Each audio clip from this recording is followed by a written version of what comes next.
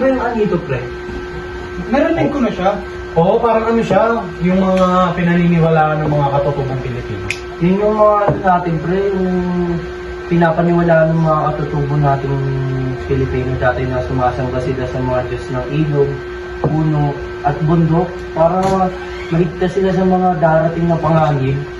Yung ba yung mga ano, yung mga kagaya ng mga masasaganang amin? Oo, pre, yun yun. Kailangan nilang mag-ritual para magkaroon ng masaganang amin. So, Oo. Ayun yun. Okay. pre, alam niyo ba yung ano, yung mga pamumuhay ng mga katutubong Pilipino nung panahon na di pa tayo nasasakop ng mga banyasa? Ay, alam ko yan, pre. Pag-aralan namin yan sa mat, eh. May ganun pala, pre. Napag-aaralan ko rin sa mat. Oo. Ano pa nga, pre, no? Weirdo pala yung mga ninuno natin dati, no? Oo. Parang ba na ano ko nga, pamilyar din na may mga pinapaniwalaan sila na mga hindi na umiiral sa panahon to. Sinasamba yung ilo ko. Ano ang tawag sa ganun? Pang weirdo. Alam niyo ba yung bayan yan? Oo, yun ba yung sa Itbulaga? Hindi yun.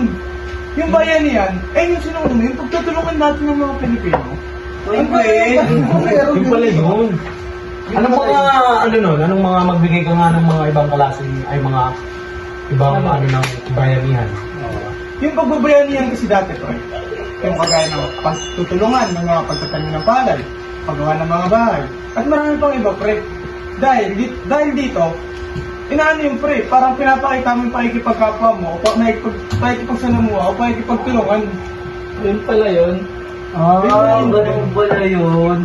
Mukhang may nadagdag na naman sa kaalaman ko. Sa panahon kasi natin ngayon, hindi na uso yung bayan na yan. Ano na? Sarili mo lang iniisip. Itbulaga na kasi ang nagbabayanihan ngayon. Kaya pre, kung mababayanihan man, laging may sumbat, o may hinihinging kapalit.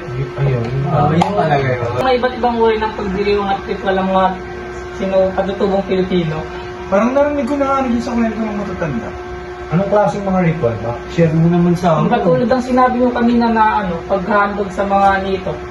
Kumbaga pag-aalay sa mga spirito ng kalikasan. Ganun. Ayun pala yun. Pagsasamba sa mga iba't ibang Diyos-Diyosan. Alis na ako pare. Salamat, wala ako natulong sa inyo lahat. Magtanim ay di biro, maghapong nakayo ko.